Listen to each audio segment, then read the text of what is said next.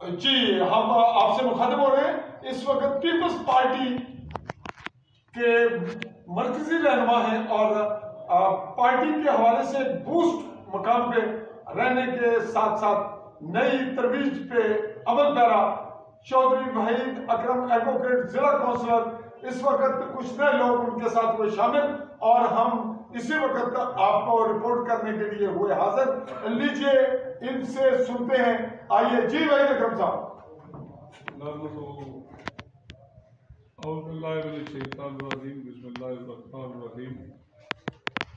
آج چونکہ Pakistan Peoples party میں تحریک طلبائی پاکستان اور آزاد کشمیر کے جو مرکزی رہنما اور عثمانی کے سرکردہ شخصیت مرزا شاہد صاحب، مرزا رفیق صاحب، مرزا عبید صاحب اور باقی دیگر ان کے ساتھی بھی شامل ہونا چاہ رہے تھے، وہ کچھ ذاتی مجبوری کی وجہ سے آج یہاں پہ نہیں آ سکتے.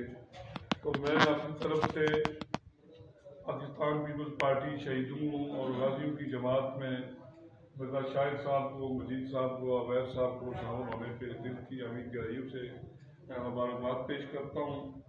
اور میں ان کو یہ یقین دہانی کرانا چاہتا ہوں کہ جو لوگ بھی پاکستان پیپلز پارٹی آزاد کشمیر میں حلقہ چھ زمانی سے شامل ہوں گے، انشاءاللہ تعالیٰ آئندہ آنے والے وقت میں پاکستان پیپلز پارٹی کی حکومت بھی بنے گی. اور میں ان کے جملہ حقوق جو عوامی رائٹس ہیں انشاءاللہ تعالیٰ پاکستان پیپلز پارٹی کی قیادت سے اور مجھ سے حیثیت امیدوار اسمبلی حلقہ عثمانی ان کو کبھی بھی کسی بھی شکایت کا موقع نہیں دیں گے انشاءاللہ تعالیٰ. پاکستان پیپلز پارٹی چونکہ ایک ڈیموکریٹک پارٹی ہے، جمہوری جماعت ہے، اور پاکستان پیپلز پارٹی نے ہر دور میں یہ بات ثابت کی ہے کہ وہ فی الواقعی جمہوریت کی دعوے دار نہیں بلکہ جمہوریت پہ عمل کرنے والی پولیٹیکل پارٹی ہے. اور گزشتہ عرصہ میں پاکستان پیپلز پارٹی کی قیادت نے پاکستان پیپلز پارٹی کے چیئرمین بلاول بھٹو زرداری نے یہ بات ثابت کی کہ وہ فی الواقعی ذوالفقار علی بھٹو اور قائد انقلاب محمد بینظیر بھٹو شہید کے صحیح معنوں میں وہ جانشین ہے.